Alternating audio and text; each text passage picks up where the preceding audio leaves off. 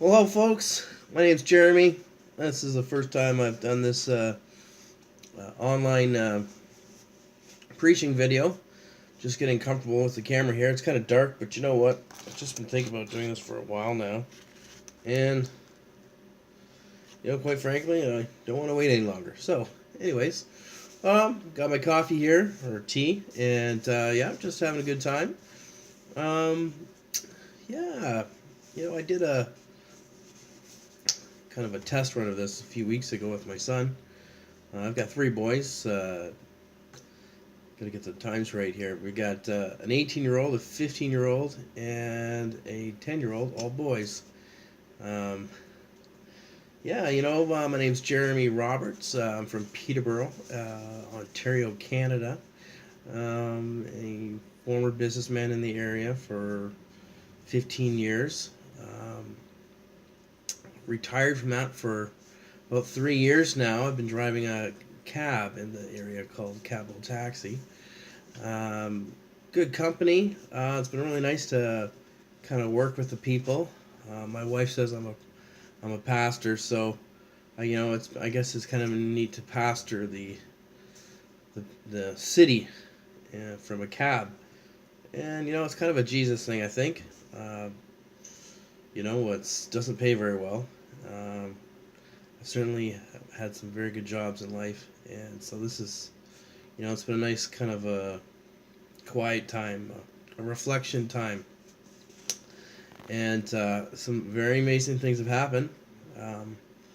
People have been saved, and I've gotten a different perspective on life. I can say I'm probably more calm now than I have been in recent years. And just I can be friendly and happy, and there's really, not much involved in the transaction. So, it's just easy to go from one place to the next, and 10 or 11, 12 hours goes by, and you're done, and you do it all over again the next day. And, it's great because you get to meet people and talk to people. And, yes, it's a good place to, I guess, be the hand of God. I've grown up around Pentecostal churches most of my life. Been involved in different parts of ministry. Everything from, I guess, promoting a church to children's ministry, ushering. It's just, it's been fun.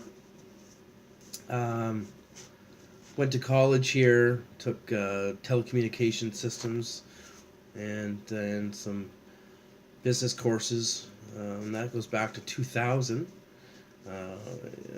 Great college here called Fleming College, one of the best in Canada, for a variety of different programs. And so and I later went on to work in Toronto as a telecommunications technician, and learned about project management there with a company called Expertech, which is a Bell Canada company, one of the largest telecom company in Canada, actually, for all those American viewers.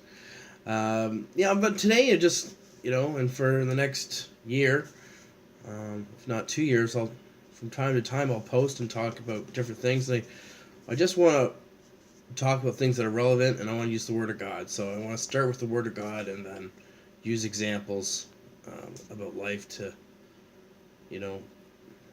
reveal what God's trying to say. And I really believe the Bible is true, and it means exactly what it says. And most of the time, it literally just says exactly what you need to understand. And I don't feel that we, as evangelical Christians, need to kind of pad it or make it into something that it's not, just so that we can get what we want. And I find that that's a big problem in churches today. They say there's two ways of doing a sermon. There's starting with a verse and building around it, or there's starting with a topic and trying to fit Bible verses in. And so my topic, if we were going to call this an official sermon, just it's just based upon, I would say, Revelation 6. And, and it talks about the four horsemen, and there's various colors and that portray those horsemen, and they reflect different time periods. And before I get into that, what Christians call the second coming or the end times is really a time where we're close to. We're certainly in the end times, and we're certainly close to Jesus' second coming. And I hope to kind of build on that in my next posting with you. And I'm going to look at the camera more as much as possible here. Smile as much as possible and have as much fun as possible. Yeah, so we'll build more on that in the next official sermon. Actually, I'll just open it up right now here. Let's get the Bible out here, because this is the best place to start, right? I always say to people that the Old Testament is based upon... let's say this again. The Bible has two halves, right? You've got the Old Testament and the New Testament. And I say to people when I meet them that the New Testament is Jesus' way of showing you how he wants you to live. And the Old Testament is a way of showing you how God thinks. So God is the Father of all of us, and Jesus is the Son of God. And I think if you just look at it those two ways, you can kind of live as you're supposed to and understand God at the same time. So reading the New Testament helps you understand how Jesus wants you to live, and the Old Testament helps you understand how God thinks and how kind of Jesus plays into all of this from the beginning to now and to the future and eternity, right? So, it's funny, when I was sitting in a coffee shop the other day, and you don't normally see Christians in Canada sitting around talking about God. I've been to the States. I love the States. Florida is a really popular spot for people here. And it's just, I noticed that it's just, you guys just seem to accept God in the States, and you talk about him, and the children are brought up, even if kids aren't Christians or parents aren't Christians, you still have this common understanding that God is kind of the maker of everything, or the basis of the country, and you've built that into your system of government, and it's just very unique. But I was sitting in a coffee shop the other day, and there's these three students, Christian students at a Bible school here in Peterborough. I think it's called Masters of Seminary or something like that.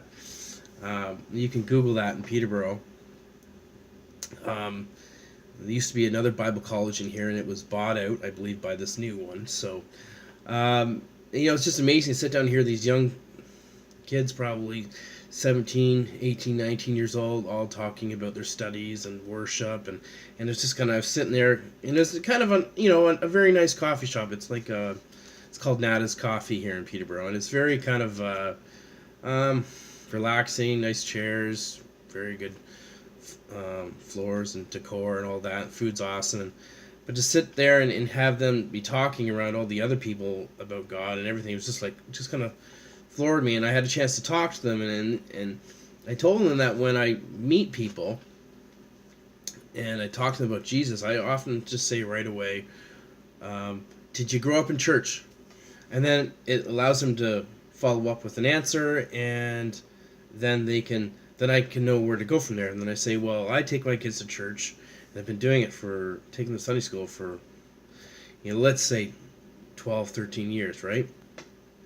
And then I'll say, and we teach them that Jesus died for them and rose again 3 days later, and he wants you to ask you into your heart. And so you see, there's kind of like a two-step process. I can find out right away if they know about God, and tell them about Jesus, right? And then I say that if you want to say that prayer in your own time, when you go home, get on your knees and pray to the Lord and ask Jesus to come in your heart, to forgive you of your sin, and to make you the person that you want to be, that He wants you to be. Let's be clear on that. And yeah, so that's one thing I want to say, is I really want my channel to be about practical Christianity. Practical isn't always what you want, I gotta admit. God did a lot of planning when He created us, the whole world. Essentially 6,000 plus years ago, give or take 500 years, and scientists have proven this, that there's a guy in the States, and he's got a website, and he proved that the dinosaurs were in the Cretaceous period. So if anyone understands or remembers some things back in high school, in grade school, about dinosaurs, they found out that dinosaurs lived in the Cretaceous period, and they found that humans were in there, or found there.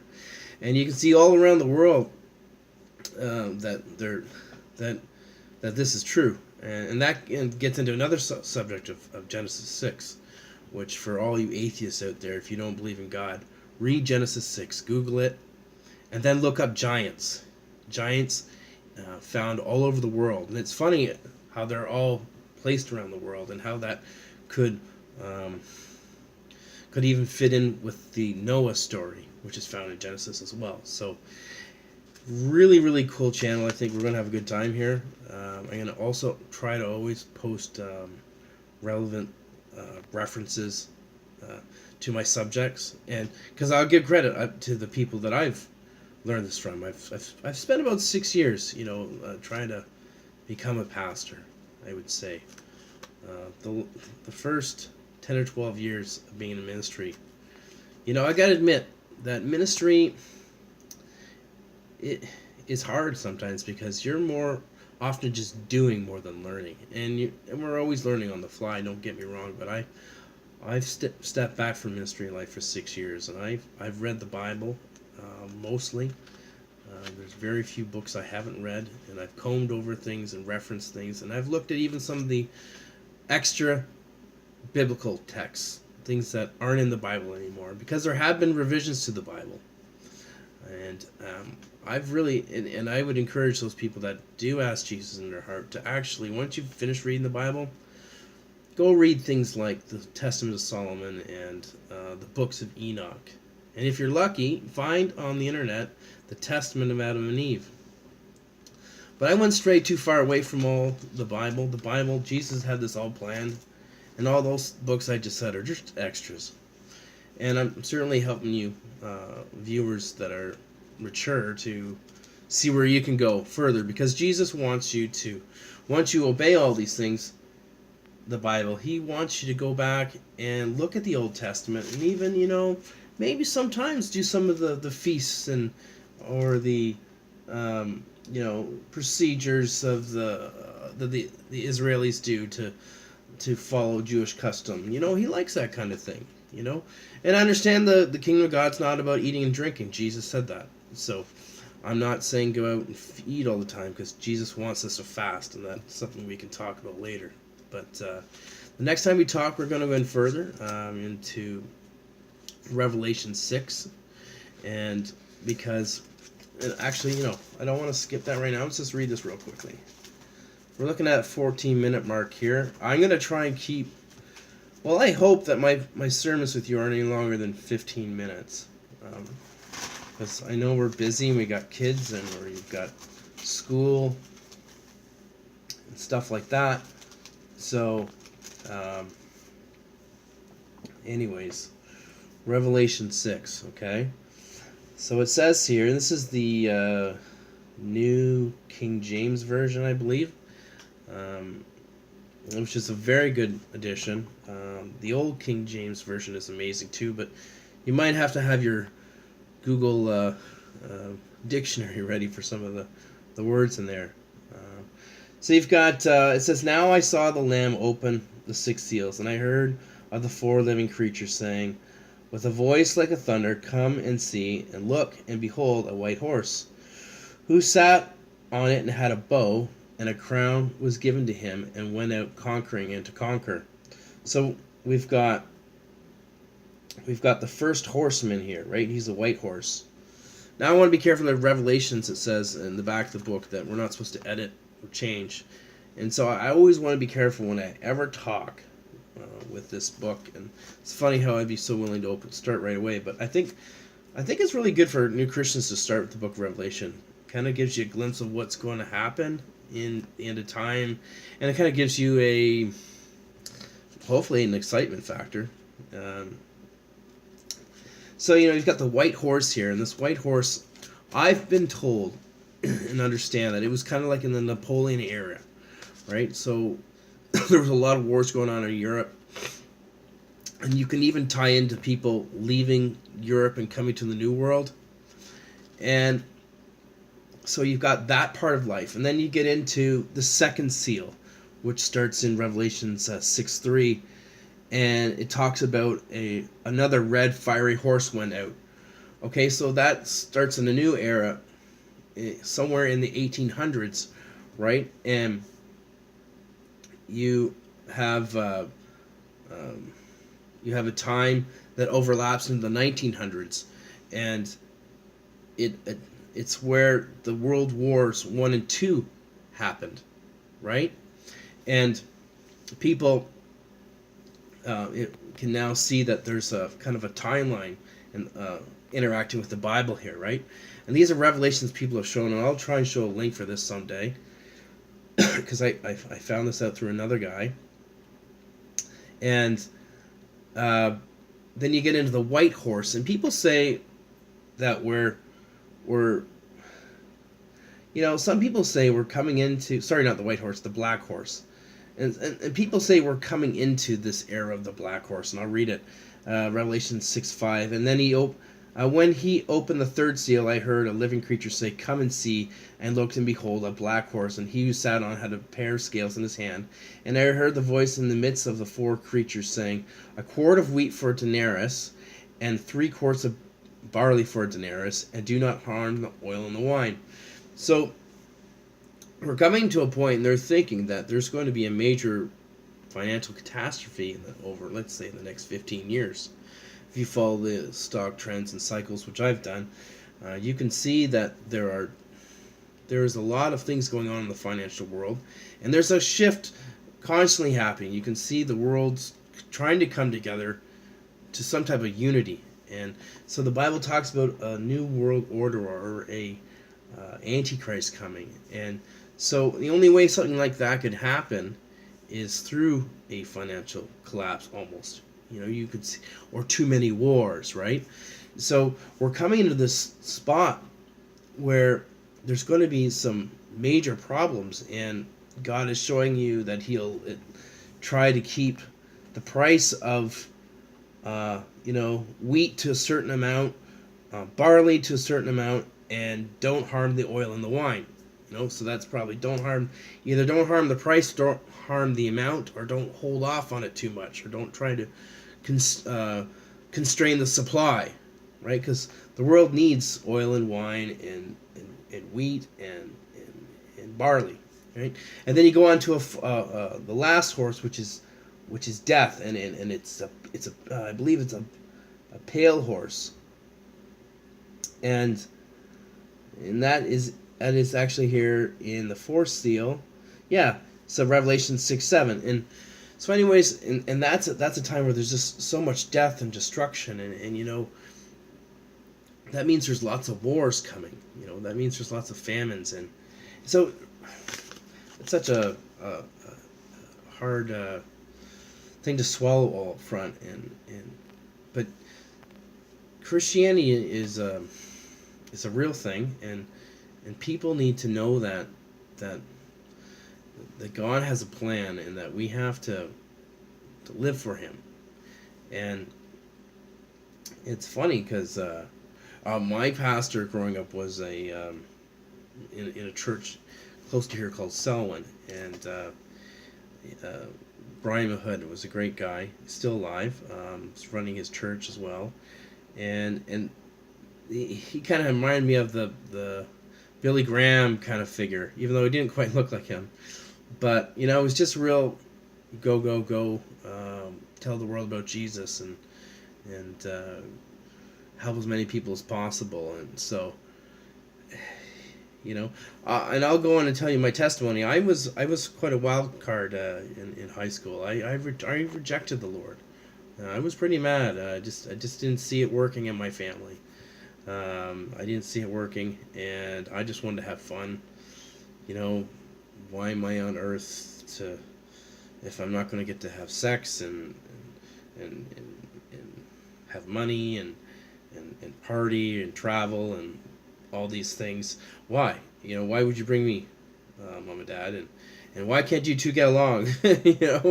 So it was really, I think you'll probably have fun with me. I might shave this goatee off, and again, just we're looking at 20 minutes here. I'm certainly going to try and shave this time down here, but the focus today was just to introduce who I was, show you how relevant the Word of God is, and you know what? This is actually probably one of the hardest books to understand, is the Book of Revelation. So, I went for the hard thing first here. And trying to understand this literally is, last 300, 400 years, people are trying to make sense of this. So, and now we're in a time and place where God's revealing it now. It's making sense. So, anyways, you have a great night, and we'll talk later. Bye. Oh, and go to church today, or this Sunday. Ask Jesus into your heart, and make him the Lord of your life.